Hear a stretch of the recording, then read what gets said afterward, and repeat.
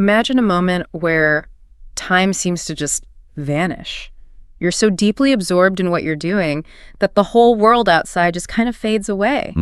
No distractions, no self-consciousness, just pure, effortless engagement. Yeah.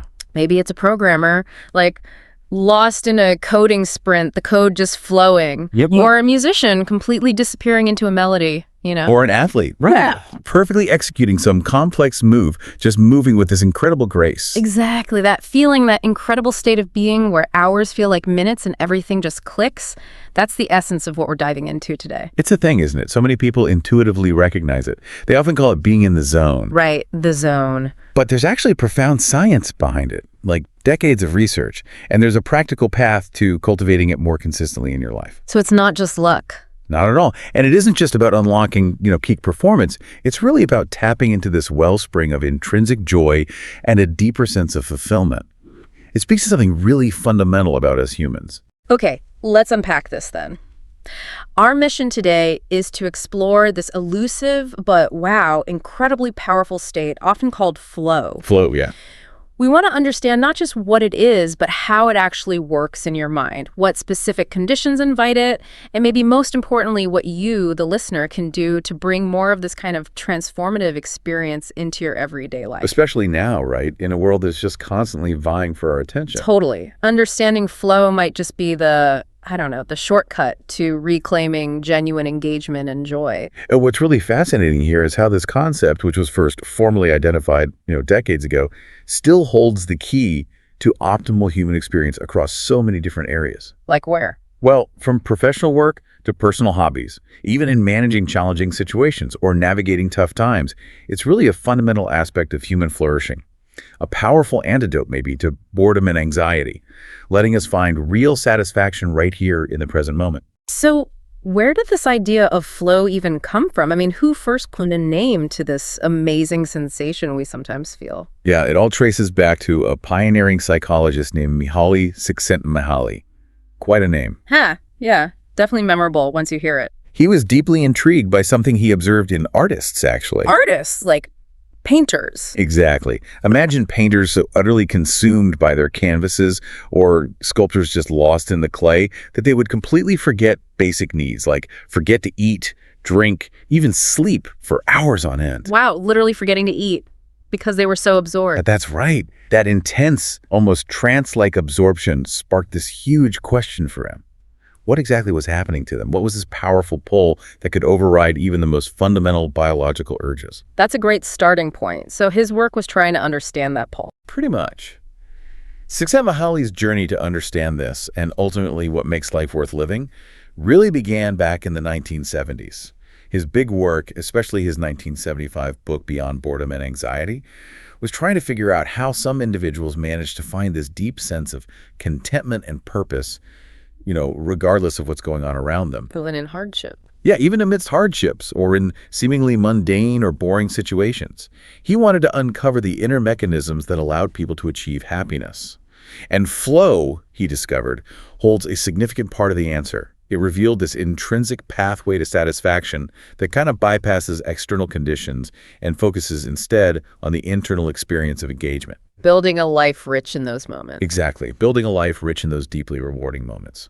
So when we talk about the zone or flow, what exactly is the definition? We've all felt it, maybe, but putting words to it is tricky. The core definition is crucial here. Flow is the melting together of action and consciousness. Action and consciousness melting together. Right, okay. It's a mental state of energized focus, full involvement, and, this is important, profound enjoyment in the process itself. So not just the outcome, but the doing. Precisely. Think of it as a state where your attention is so completely absorbed by an activity that everything else just falls away. Your focus is singular, your actions feel almost effortless, and your sense of time often gets completely warped. Right. Hours feeling like minutes. I've definitely had that. Exactly. Or time disappears entirely. It's about finding this precise balance between your skill level and the challenge of the task. It demands a high level of concentration, all your attention is fully on it. And critically, it's intrinsically rewarding. Intrinsically rewarding? Meaning the activity itself is the reward, rather than some external outcome like money or praise. That inherent positivity is what makes it so powerful for our well-being. That idea of melting together of action and consciousness is really interesting. So let's dig into that idea of consciousness a bit more. Did Csikszentmihalyi have a specific definition for that? He did. He defined consciousness as intentionally ordered information. Intentionally ordered information. Okay, what does that mean in practice? Basically, it's our ability to direct our sensations, our feelings, thoughts, and intentions. It's the opposite of, say, dreaming, where your thoughts and experiences are largely uncontrolled and chaotic. Gotcha. So when you're awake and focused. Right. When you're in control of your consciousness, you can choose where to place your attention, filter out irrelevant stuff, and sustain focus. And this concept highlights that flow isn't just some happy accident. It's intricately tied to our capacity to manage our own mental experience. So it's a skill, in a way, managing our consciousness. In a big way. It's about how well we can intentionally order the information in our minds rather than being swept away by random thoughts or, constant notifications from our phones. So what does this all mean for us, practically speaking? Well, it means your ability to direct your attention at will, to tune out distractions, and to concentrate for as long as it takes to achieve a goal. That's really the mark of someone who's truly in control of their consciousness. And that helps you enjoy life more. Seems counterintuitive, like control versus enjoyment. It does seem that way, Yeah. but it's a foundational skill for mental well-being. And ironically, it's often the very thing that helps us truly enjoy our lives because we're present and engaged rather than distracted or constantly reacting to things. Okay, that makes sense. Being present. Exactly. When you're able to deliberately focus your attention and maintain that focus, you're not just enhancing your productivity, you're actively shaping the quality of your own subjective experience. It leads to a more ordered and satisfying inner life. Taking charge of your internal world. Precisely. Taking charge of your internal world rather than letting it be dictated by external forces. That in itself is a profound kind of freedom. Okay, here's where it gets really interesting for me. The concept of flow being autotelic.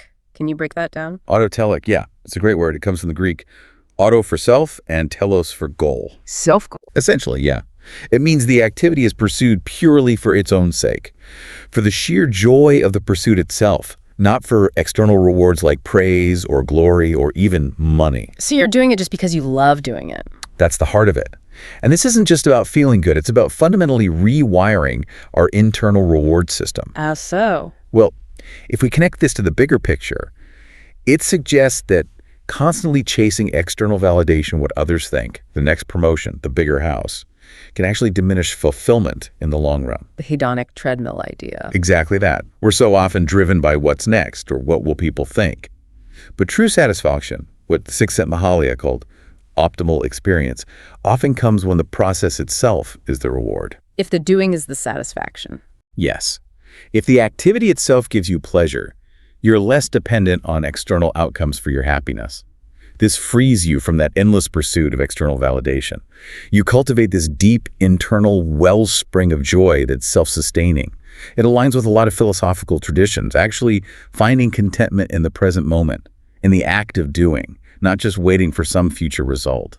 Okay, so we understand what flow is and why it's so powerful for us. But practically, for you listening, how do we actually get into this state? What are the conditions that invite it? It feels elusive sometimes. It can feel that way.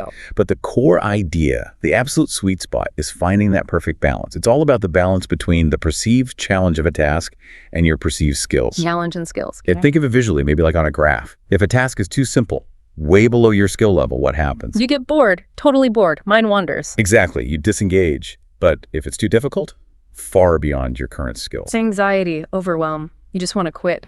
Right. So flow lives in that fascinating sweet spot, often called the flow channel. It's just beyond your current capabilities. So it pushes you a bit. It pushes you, yes. It's where you're challenged, but not overwhelmed. It demands your full attention, but doesn't feel impossible. And this dynamic adjustment is key to sustaining flow. It's not a fixed point. Right, it's fluid. It's a fluid dance between pushing your limits and growing your capacity. When challenges are too low, you need to increase them to avoid boredom. When they're too great, you need to learn new skills to meet them, reducing that anxiety. So you're constantly adjusting. This continuous seeking of the optimal challenge is precisely where growth happens. It makes flow not just enjoyable, but actually deeply developmental. And interestingly, the further you are from that center point of average challenge and skill, the greater the intensity of the state, whether that's flow, anxiety, or boredom. Wow. Okay, so when researchers like Nakamura and Csikszentmihalyi broke down the actual experience of flow, they identified some key factors, right? Like a checklist for it. Yes, exactly. They identified 6 components that really describe the subjective experience of being in flow. Okay, what are they? First, intense and focused concentration. Your attention is just completely absorbed by the task. No room for stray thoughts, like a surgeon maybe, during a delicate operation. Total focus. Okay, focus, number 1. 2, merging of action and awareness. You feel completely one with what you're doing. There's no separation. A dancer might feel their body is the music, not just moving to it. Action and awareness merge. Got it. 3, loss of self-consciousness. This is a big one. That amazing sense of losing yourself. You're not worried about how you look or how you're performing or what others think. The inner critic just goes silent. Oh, I like the sound of that. Silencing the inner critic. Number 4, sense of personal control. You feel a high degree of agency over the activity. Even if it's challenging, you feel competent and in command. Like a chess player feeling totally in control of their strategy. I control. 5, distortion of temporal experience. Time gets weird. Your sense of time gets completely warped. Hours feel like minutes, or just disappear entirely. One of the most common reports. Time flies when you're having fun. Or flowing. Pretty much. And finally, number 6, intrinsic reward. The activity itself is so enjoyable that you pursue it purely for its own sake. The painting, the code, the perfect tennis shot. The joy is in the doing, not just the outcome. So the proposed definition really captures it then. Flow is an intrinsically rewarding state of absorption in a task where a high degree of control feels more effortless than normal. That effortless control is a hallmark. It doesn't mean no effort, but the effort feels natural, fluid, unburdened by self-doubt. It's that peak performance where actions just unfold almost spontaneously, a truly optimal human experience. Okay, that's the theory. But practically, for us listening, how do we actually trigger this? How do we invite more flow into our lives, especially when, let's be honest, our days are often filled with obligations that don't inherently feel autotelic? That's the million-dollar question, isn't it? It's less about forcing flow, which usually backfires. Right, pressure kills it. Exactly. It's more about creating the optimal conditions for it to emerge. First step. Find your personal flow triggers. My triggers. How do I do that? It's about reflection, really. Think about activities where you naturally lose track of time. Where do you feel fully absorbed and energized? Those are your unique entry points, your personal roadmap. So pay attention to those moments. Yes. It often involves a mix of your interests, your skills, and the task's challenges. What ignites your passion? What gives you a sense of purpose? What sparks your curiosity? Sometimes it's having a really clear goal or that balanced challenge we talked about, maybe even a sense of healthy risk. Like for a writer, maybe it's a specific type of research. Right. Or for a gardener, like meticulously weeding. Could be anything. It's very individual. Okay, so I've identified some potential activities or conditions. What's the next practical step? An essential next step is establishing clear, actionable goals. This gives you a roadmap for your efforts and enhances that sense of purpose, which is a powerful precondition for flow. Clear goals, like SMART goals. Exactly like SMART goals. Specific, measurable, attainable, relevant, and time-bound. Having those clear objectives prevents you from drifting or getting overwhelmed. And you need to regularly review and adjust them, keep them focused and motivating. So that's like fine-tuning an instrument before you play. Okay, SMART goals. And this seems linked to mindset too, right? This idea of an internal locus of control. Absolutely huge. It's about believing you have the agency to influence your own results, rather than feeling like things just happen to you or it's all down to luck. Autonomy is a massive flow trigger because it gives you that sense of mastery. Believing you're in the driver's seat. Precisely. This mindset cultivates the confidence crucial for flow. So instead of fearing failure, you start to view it as feedback, as a stepping stone. How do you cultivate that? Things like practicing self-affirmations, setting meaningful goals that genuinely align with your values, visualizing success, and really importantly, learning from failures. See them as data points for improvement, not reasons to stop. It's about building that inner conviction. That you're the architect of your experience. I like that. And hand in hand with that is aligning your passion and purpose. When your actions genuinely align with your deepest intrinsic motivations, the task itself transforms. It becomes its own reward. So finding what genuinely excites you, not just what you think you should be doing. Exactly. Set clear intentions for how your efforts align with your values.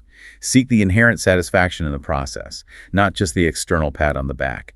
This infuses your efforts with meaning, turning work into something fulfilling, not just a grind. Reflecting on the positive impact, maybe. That can definitely amplify it, yes. Seeing how your actions contribute, whether to your own growth or others' well-being, makes it truly autotelic. And finally, we circle back to that core balance, balancing challenge and skills. It sounds simple, but you said it's a dynamic dance. It truly is. It means consistently choosing tasks that are appropriately challenging. They stretch you just a bit, but don't break you. Then, as your skills grow, you gradually increase the complexity. Embracing a growth mindset. That's the key phrase, embracing a growth mindset. Seeing challenges not as threats, but as opportunities to expand your abilities. And here's a crucial point to reiterate. You can't force it. Flow is organic. Trying too hard creates pressure and anxiety, the enemies of flow. You need to create the conditions, set the stage, and then let it happen naturally. Allow the performance to unfold. Beyond these personal strategies, how much does our actual environment play a role? Because, man, a noisy open plan office or trying to work with kids running around, that can kill flow instantly. Oh, massively. Optimizing your environment and your habits is absolutely vital. Coping with interruptions is like a lifelong practice in our modern world. Tell me about it. But even small tweaks to your physical space and your daily routines can lead to huge improvements. Think about writers. They often have very specific routines, right? Yeah, same pen, same place, same time. Exactly. Same music, maybe. Or sometimes it's the opposite, just ignoring routines and starting, as the author E.B. White apparently suggested. So experiment. Experimentation is key. Find what works for you. It's about consciously designing your physical and maybe even your temporal space, like blocking out time to minimize distractions and maximize your potential for that deep, focused work. Maybe it's noise-canceling headphones, a specific deep work corner, or just setting a timer for an uninterrupted 30 minutes, whatever helps you get in the zone. Yeah, the modern world is just a constant barrage of distractions, isn't it? We've all been there, trying to get deep into a project and then ding, an email alert, buzz, social media notification, or, a family member needs something. It feels like a constant battle to stay in the zone in our hyper-connected world. It really is. I'm reminded of that classic, almost legendary anecdote about the programmer. Oh, the one who missed his flight. Yeah, arrived like half an hour early, had some urgent coding, sat down with his laptop. Next thing he knows, the flight's gone. 200 passengers had boarded, announcements made, plane took off. All while he was so deep in flow, he didn't notice a thing. It's kind of amazing, but also disruptive. Yeah. Still, that ability to get that absorbed is an incredibly valuable skill today, right? It perfectly illustrates the double-edged sword, doesn't it? That deep absorption is a remarkable human capacity. But our environment now seems almost designed to constantly pull us out of it. Yeah, it feels that way. And for many of us, especially knowledge workers, projects are measured in hours or days, often broken into multiple focused sessions. It's less a question of if you'll be interrupted, but when and how quickly you can get back on track afterwards. That re-engagement time is tough. It is. There's a cognitive cost to these interruptions, often called attention residue. It takes significant time and mental energy just to regain your previous level of focus. Which brings us neatly to multitasking. We often think we're being super efficient juggling multiple things, don't we? Like it's a badge of honor. We do. But for anything that requires real brain power, real concentration, multitasking is actually a productivity killer. It's like trying to have two deep conversations at once. You end up hearing neither properly. And you definitely don't enjoy either one. That's a great analogy. For most cognitive work, multitasking is indeed quite detrimental. Our brains just aren't designed to simultaneously process multiple complex streams of information effectively. So what are we actually doing when we think we're multitasking? It's really rapid task switching. And each switch incurs a cognitive cost. Think about the classic example. Talking on the phone while driving. Yeah, definitely dangerous. Studies consistently show it dramatically increases accident rates because your cognitive load is split. Or think about students trying to study with a social media tab open. Guilty. Or I used to be. Research shows that constantly switching between tasks like that taxes cognitive processing capacity. It leads to increased stress, cognitive overload, and often significantly worse performance. It's very rarely a time saver for complex work. It's a false economy of effort that compromises both quality and efficiency. Okay, so constant interruptions and multitasking are the enemies of flow. But how do we build resilience? We can't always control our environment perfectly, right? Especially if you're working from home with family around or in a busy office. That's the reality for many. The good news is you're not a computer. You don't have to just chug away infinitely without interruption. You can build resilience. How? A key strategy is meticulous planning and really focusing on working on one thing at a time. And breaking down larger projects into smaller, more manageable tasks is incredibly effective. Chunking it down. Exactly, chunking it down. This means you can tackle them in focused bursts. It makes it much easier to pick up where you left off if, or rather when, an interruption strikes. So design your work for focus bursts, not marathons. Precisely. It's about designing your work so you can dive deep for a shorter, intense period, acknowledging the realities of modern life while still optimizing for that deep engagement. And this approach, breaking things down, it seems like it would also create more frequent opportunities for immediate rewards, which I know is a big motivator. Absolutely spot on. When you complete a smaller, discrete task within a larger project, you get that satisfying hit of accomplishment. Dopamine kicks in. It feels good. It feels good. And that feeling fuels motivation for the next step. Researchers have actually found that these immediate rewards can be a better predictor of whether someone will achieve their long-term goals than just focusing solely on the distant outcome. Really? More than the big goal itself? Often, yes. Think about exercise. Whether someone actually enjoys their exercise classes or their workout routine is often a better predictor of them sticking with it long-term than just focusing on the future health benefits.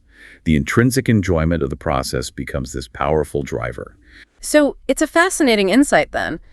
Enjoying the process itself is often a better predictor of success than just having your eye on the prize. If you actually enjoy the run, you're more likely to keep running. How does that connect directly back to flow?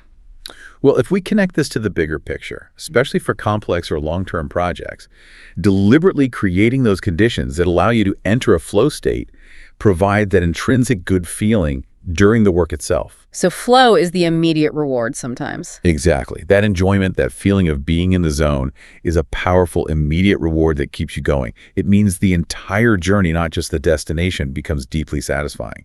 You're not just slogging towards a goal. You're finding joy and meaning in every focused step along the way. That's a truly sustainable form of motivation that external rewards just can't replicate. What's so cool about flow is that it isn't just for like super focused brainiacs or elite athletes. It seems to show up everywhere, right? It really does. From the competitive sports arena to the classroom to just jamming out on a guitar, this state of deep absorption fuels performance and enjoyment across incredibly diverse fields. It feels universal. It really is remarkably adaptable. While the specific activities vary wildly, the core experience of flow remains incredibly consistent across different domains. It highlights these fundamental principles of human engagement and optimal performance. Yeah. It's a testament, really, to our universal drive for mastery and meaning. Let's look at some concrete examples. In sports, obviously, being in the zone is practically a cliche, but it perfectly captures flow, doesn't it? Absolutely. Think of extreme athletes. Mountain climbers often talk about experiencing flow when they focus solely on scaling a cliff face, their minds completely quieted, thinking only about the next handhold, the next foothold. Total presence. Total presence. Yeah. Chess players get so absorbed that everything but the board, the pieces, their strategy just becomes insignificant noise. And think about elite racers. Like Formula One. Yeah, Formula One driver Ayrton Senna famously described a qualifying lap where he felt he was driving instinctively, like he was in a different dimension, almost like being in a tunnel going faster and faster without conscious thought. Wow. Or motorcycle racer Wayne Gardner described an above-body experience after a big win, feeling like he was watching himself race via remote control. That's wild. Almost mystical. It can feel that way. And in martial arts like Japanese Budo, there's this concept called mushin, literally no mind. No mind. Yeah, it describes an effortless, automatic, almost instinctual performance where technique just flows without conscious thought. It allows for incredibly fast and precise reactions because you're not thinking, you're just doing. That idea of no mind, letting go of conscious control, that's fascinating. What about in the world of music? Is it similar? Very much so. In music, drummers often describe a kind of group flow or getting into the groove when they sense this collective energy driving the beat. Group flow. Interesting. Yeah, or they talk about being in the pocket with a bass guitarist, where their rhythms just merge seamlessly, creating this unified, powerful sound that feels almost effortless. It's a collective shared sense of absorption, where individual musicians contribute to something bigger, an amplified experience. Like a jazz quartet improvising. Perfect example. When they're truly listening and responding to each other, they can hit a collective flow state that's incredibly rare and powerful, leading to spontaneous musical brilliance that maybe none of them could achieve alone. Okay, so sports, music. What about something more everyday, like education? How does flow theory apply there? Seems less obvious. Actually, it deeply informs how progressive curricula are designed for optimal skill development. It's all about aligning tasks with students' current skill levels that challenge skill balance again. Right. And providing immediate constructive feedback, fostering an environment that encourages curiosity. A flow-informed curriculum might emphasize, say, project-based learning where students tackle challenges just beyond their current abilities, rather than just rote memorization. Making learning more engaging. Exactly. Creating optimal learning environments that are challenging yet supportive, tailored to students' evolving interests. It shifts the focus from just transmitting information to fostering deep, intrinsic engagement. This leads to better motivation, greater well-being, and honestly, more effective classroom management because the students are intrinsically engaged, almost self-governing in their learning. That makes total sense. Kids, or really anyone learning, are way more engaged when they're challenged just the right amount. And speaking of engagement, games and gaming, that feels like a natural home for flow. Oh, absolutely. Games are often inherently designed to create entertainment through intrinsic motivation. They're practically perfect examples of flow-inducing activities. How so? Well, think about it. Players operate right at the edge of their competency, constantly guided by clear goals and immediate, unambiguous feedback.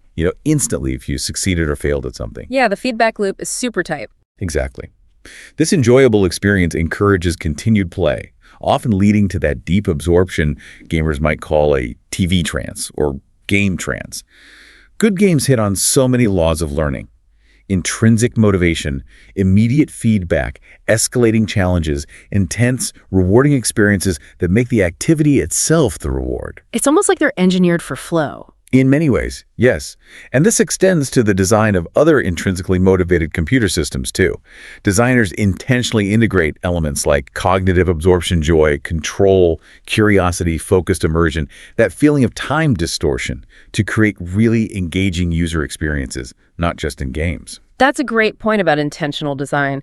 So how does this translate to the workplace? Because for many of us, work is where we spend most of our time, but it doesn't always feel very flow-inducing. Right, but flow is actually critical for workplace satisfaction and achievement. When tasks have clear goals, provide immediate feedback, and strike that balance between the opportunity and an employee's capacity. Challenge and skill. Challenge and skill, exactly. Individuals can frequently enter flow states, even at work. This leads to those intrinsic rewards we talked about and persistence, transforming otherwise mundane tasks into meaningful engagement. Finding flow in your job. It contributes to what Csikszentmihalyi called good work. Not just being productive, but actually enjoying doing your best while contributing to something beyond yourself. What kinds of work tasks lend themselves to flow? Things like complex planning, innovative problem solving, in-depth evaluation tasks that require concentration and skill are strong predictors of transient flow states. And when employees experience more flow, it demonstrably boosts productivity, fosters innovation, and significantly enhances employee development and even retention. It's about creating an atmosphere where people don't just clock in and out, but truly flourish and feel a sense of purpose. Now, most of these examples have focused on individual experiences of flow, but you mentioned group flow with musicians. Is that a recognized thing? What about when a whole team is in sync? That's a fantastic observation. And yes, it leads to this emerging concept of group flow. While Csikszentmihalyi primarily focused on individual flow, there's increasing research into this shared sense of engagement, focus, and synergy within a team. So the whole team is in the zone together. That's the idea. And it can be even more powerful, potentially due to amplified neurochemical release in group settings, creating this collective drive and shared awareness that transcends individual efforts. Can you give an example? Imagine a top surgical team working seamlessly, or a synchronized dance troupe, or even a high-performing business unit collaborating so fluidly that they achieve this collective zone. Wow. There's still a lot to learn about group flow, the specific dynamics, the conditions that foster it, but the initial indications suggest its immense potential for collective achievement and well-being, especially in dynamic, collaborative environments where innovation and rapid problem-solving are key. It's a really exciting area of research. Okay, so flow clearly helps with performance, focus, learning. all that good stuff. But why should you, listening right now, really care about achieving flow? Is there something deeper, like a more profound sense of fulfillment that comes with it, beyond just getting more done? Oh, absolutely. It goes much deeper than just productivity. Flow experiences are innately positive. They produce intense feelings of enjoyment and contribute directly to overall happiness and life satisfaction. So flow makes you happier. Csikszentmihalyi argued pretty strongly that happiness is largely derived not from passive consumption or just having good external circumstances, but from personal development and growth. And flow experiences are a direct pathway to that growth. How so? Well, when you're in flow, you're constantly stretching your skills, right? You're enhancing your competence, pushing your boundaries, but in a way that feels deeply satisfying, not stressful. It's about actively constructing your own well-being through engaged living, not just waiting for happiness to happen to you. It sounds like it really transforms the very fabric of your experience. What are some of the specific feelings people report when they're actually in that state? You mentioned a few earlier. Yeah, people who have experienced flow consistently describe about 7 specific feelings. Let's list them out. Okay. 1, complete involvement, just total immersion, all attention focused. Got it. 2, a sense of ecstasy. Now, not necessarily like jumping for joy ecstasy, but more a feeling of being outside of everyday reality, deeply absorbed. Okay, like transported. Sort of. 3, inner clarity. Knowing exactly what needs to be done step by step and getting immediate feedback on how you're doing. Clarity. Nice. Yes. Right. The activity's doable. That crucial belief that your skills are adequate to meet the challenge, even though it's a stretch, you feel capable. Confidence in the moment. Exactly. 5. Serenity. A feeling of peace. Freedom from the usual worries and frustrations of daily life. Just calm focus. Yeah. 6, timelessness. That distorted perception of time. We talked about hours passing like minutes. The time warp. And 7, intrinsic motivation. The activity itself becomes its own reward. You're doing it purely for the enjoyment of doing it. That feeling of the activity being doable despite the challenge and the serenity, those really stand out to me. And it sounds like this state directly impacts our ability to learn and perform better too, right? The growth aspect. It definitely does. This is what we can call the growth principle of flow. Flow inherently implies stretching your skills to meet increasing challenges. So you're always learning, always improving. Right. It leads to continuous personal growth, increased competence, and a stronger sense of efficacy, believing you can do things. It boosts intrinsic motivation and self-directed learning because the process itself is enjoyable.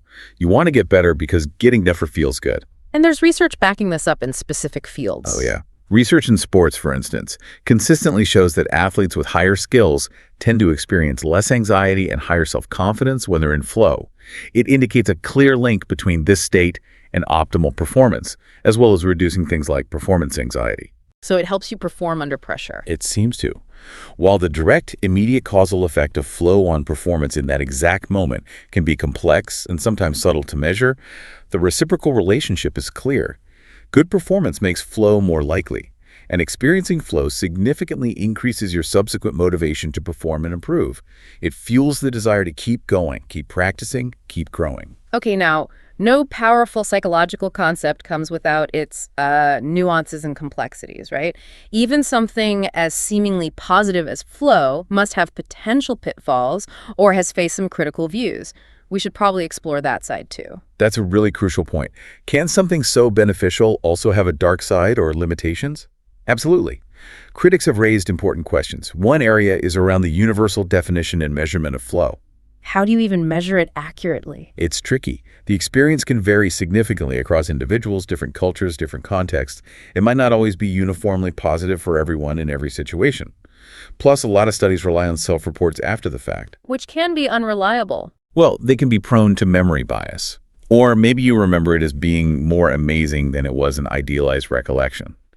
This makes it challenging to precisely measure flow in real time. That's why researchers are constantly developing new methods, like the experience sampling method, or ESM. ESM. Yeah, where participants get prompted randomly throughout the day, maybe by a pager or an app, to report their current state right then and there. It helps capture flow closer to when it actually happens. Interesting. Now, Csikszentmihalyi himself, the father of flow, apparently warned about the dangers of flow, that it can become addictive, making the self captive of a certain kind of order and unwilling to cope with the ambiguities of life. What does that really mean in practice? Sounds serious. It is a profound warning.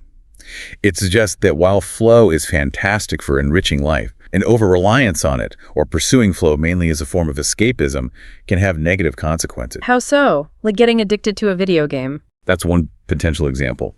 Someone might become so accustomed to the highly ordered, predictable, and instantly rewarding state of flow in a specific activity, maybe complex coding, or an immersive video game, or even extreme sports, that they become unwilling or unable to cope with the messy, ambiguous, often less than perfect realities of everyday life. They avoid the hard stuff. They might avoid difficult conversations, mundane but necessary chores, or just the inherent uncertainties and frustrations of human relationships, because those things don't offer the immediate clarity and predictable rewards of their preferred flow state. The self becomes captive of a certain kind of order, meaning it struggles when that perfect order is absent. So it's about balance. Exactly. It highlights that while optimal experiences are vital, a balanced, fulfilling life requires engaging with the full spectrum of human experience, not just seeking refuge in the perfectly ordered parts. That's a fascinating and, sobering thought. And I think I've also heard some critics raise concerns about how flow concepts are sometimes applied, maybe commercially. Indeed. Another critical viewpoint concerns the application of flow, particularly through this trend of gamification in various contexts: work, education, marketing. Making things feel like a game. Right. And while gamification can leverage flow principles to make tasks more engaging, some critics argue it can sometimes cross a line. It might convert what was once enjoyable play into a form of unpaid labor, or blur the lines between work and leisure in ways that could be exploitative. How could it be exploitative? Well, for example, making mundane work tasks fun through points, badges, leaderboards, all gamified elements might make employees feel compelled to overengage or perform extra work without additional compensation, precisely because the activity taps into that powerful intrinsic motivation of flow. Manipulating your motivation. Potentially. It raises important ethical questions about using these powerful psychological concepts.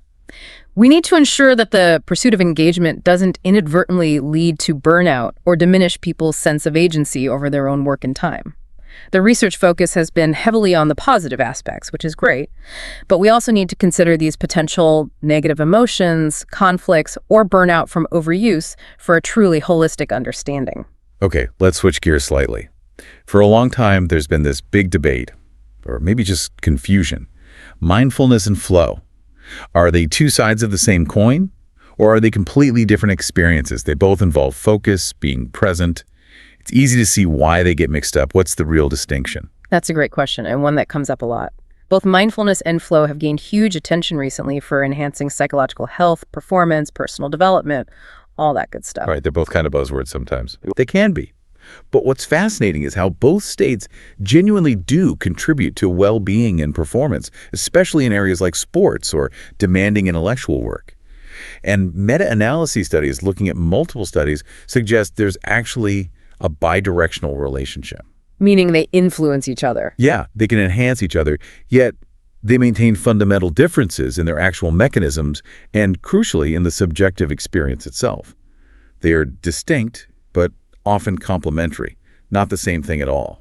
Okay, so let's break down those fundamental differences then. You used the term awareness versus absorption before. Can you elaborate on that? Let's use that river analogy again. Mindfulness is like cultivating an observer of consciousness. You're standing on the riverbank, watching the flow of the water, your thoughts, feelings, sensations, with a clear, non-judgmental awareness. So you're aware of your awareness. Exactly. You maintain a reflective awareness of each moment. You're aware of time passing, bodily sensations, emotions, thoughts. There's a clear separation between the observer you and what is being observed, your experience. You're fully present, but you are aware of your presence. Okay, mindful presence is aware presence. How does flow contrast with that? Are you still on the riverbank? Sharply contrasting. In flow, you lose that inner observer entirely. You are not on the riverbank. You are swept away by the current, becoming one with the river itself. Total absorption. Total absorption. Self-consciousness gets absorbed into the activity. Individual moments blur into a continuous stream, and you literally lose awareness of time and even of yourself as separate from the action. As Csikszentmihalyi himself put it, a person in flow has no dualistic perspective. He is aware of his actions, but not of the awareness itself. So if you suddenly become aware that you're aware, flow is interrupted. Exactly. If that reflective awareness splits off, flow breaks. You literally cannot be fully in flow and simultaneously be mindfully observing yourself being in flow. One is about presence with self-awareness, the other is about total absorption without it. Wow, that distinction is critical. And the differences go deeper, right? Even down to how our brains operate in these states. Indeed. Another key difference is in judgment. Mindfulness explicitly cultivates a non-judgmental attitude toward experience. You accept whatever arises, thoughts, feelings, without preference or evaluation. Just observe it. Just observe it. Flow, conversely, requires clear goals and immediate, unambiguous feedback. This inherently involves evaluating your performance against specific criteria. A form of subtle judgment is happening constantly as you calibrate your action to meet the goal. You need to know if you're on track. So mindfulness is non-evaluative, flow involves evaluation, and the brain activity itself is actually different. Yes, there are significant neural distinctions being uncovered. Flow is associated with something called transient hypofrontality. Hypofrontality, meaning less frontal lobe activity. Basically, yes, a temporary suppression or quieting of activity in specific regions of the prefrontal cortex and medial temporal lobes. This quieting of the inner critic, or the planning, self-reflecting brain, allows well-learned processes and skills to run effortlessly, automatically, uninhibited by overthinking or self-doubt. That's why actions in flow feel so fluid and intuitive. That's the leading theory. Mindfulness, on the other hand, often actively activates the frontal lobe. Long-term mindfulness practice can even increase gray matter density in these areas, strengthening attention regulation and executive functions, the very functions that seem to quiet down during flow. So they're almost antagonistic processes in the brain. One quiets certain parts, the other activates them. In a way, yes. It paints a pretty clear picture of two distinct neurological experiences supporting two distinct subjective states. Okay, this brings us to the state versus trait idea, which you mentioned makes the connection between mindfulness and flow more nuanced. Can you explain that? Right, this is where the full picture really emerges. Yeah. Let's talk about state mindfulness first. That's when you consciously, deliberately try to bring mindful attention to your current experience in a given moment. Like doing a mindfulness exercise. Exactly. That conscious effort to reflect on your experience, to observe it, can actually inhibit the total absorption needed for flow. It's like our analogy again. You can't simultaneously stand on the riverbank observing the stream, state mindfulness, and be swept away by it at flow. The reflective awareness pulls you out. So actively trying to be mindful while trying to get into flow might actually prevent flow. It could, yes. The intention is different. However, and this is the crucial bit that's not the whole story, while state mindfulness might inhibit flow in the moment, trait mindfulness is different. Trait mindfulness. This is the kind of mindfulness that develops through regular, sustained practice. It becomes less of an effortful doing and more of an innate disposition and effortless effort, just how you naturally tend to be present and aware. So it becomes part of who you are. Exactly. And this trait mindfulness is actually linked to increases in trait flow. People who are habitually more mindful tend to experience flow more often. How does that work if they're distinct? Because a person who is habitually mindful has, through their practice, cultivated foundational mental conditions that are highly conducive to flow. Things like enhanced attention control, reduced mind wandering, greater emotional regulation, general composure. These are all things that make it easier to slip into flow when the conditions, like challenge skill balance, are right. Ah, so regular mindfulness practice builds the underlying capacity for flow. Precisely.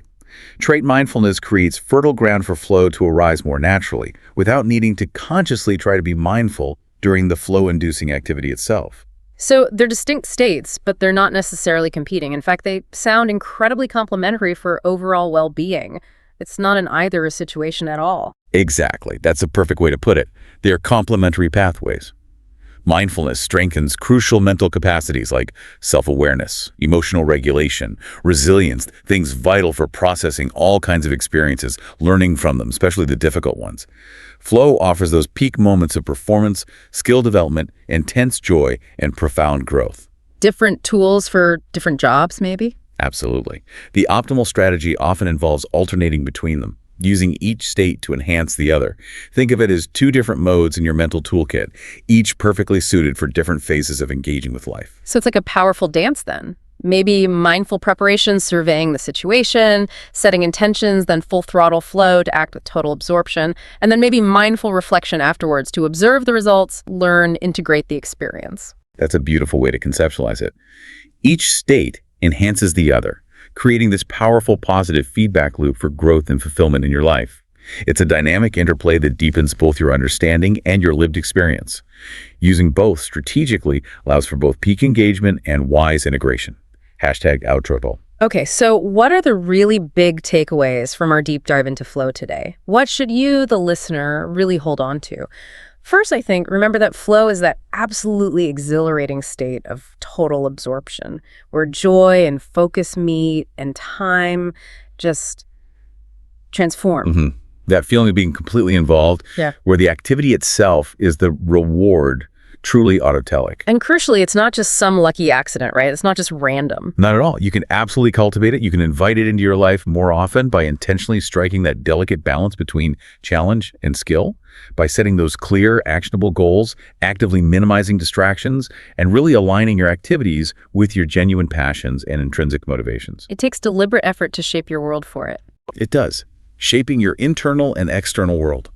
But the payoff, in terms of fulfillment and performance, is immense. And another crucial point, you can't force flow, can you? Trying too hard seems to kill it. Exactly. It thrives in an environment of relaxation and genuine interest, not pressure or anxiety. You create the conditions, you invite it, and then you have to kind of let go and let it happen naturally. It's about allowing, not gripping tighter. And finally, flow and mindfulness, they're distinct states, definitely different brain signatures, different purposes. One for absorbed action, the other for reflective awareness. But they work together beautifully as complementary pathways. Practicing mindfulness can build that foundational mental agility, that attention control that makes flow more accessible. Using both can enhance your performance, deepen your learning, and ultimately bring much greater satisfaction and fulfillment to your life. They support each other, leading to a richer, more present existence overall. Well said. We've explored how embracing flow can really transform your daily experience, making even mundane tasks potentially rewarding and unlocking this deeper sense of joy. But as we leave you today, maybe think about this. If a joyful life is, as Csikszentmihalyi suggested, an individual creation that cannot just be copied from a recipe, what unique ingredients of flow will you intentionally add to your own daily creation to make it truly satisfying? How will you actively design your life to invite more of that effortless engagement? And maybe, building on that, perhaps the ultimate challenge isn't just finding your flow, but integrating its lessons. Integrating the focus, the intrinsic motivation, the skill building, to cultivate a life where you're not just productive, but profoundly present and purposeful. Even when things aren't perfectly ordered, even amidst life's inherent ambiguities and constant distractions, living a life that's truly in tune with your deepest self, where the journey itself, the process, really does become the reward. Thank you so much for joining us on this deep dive today.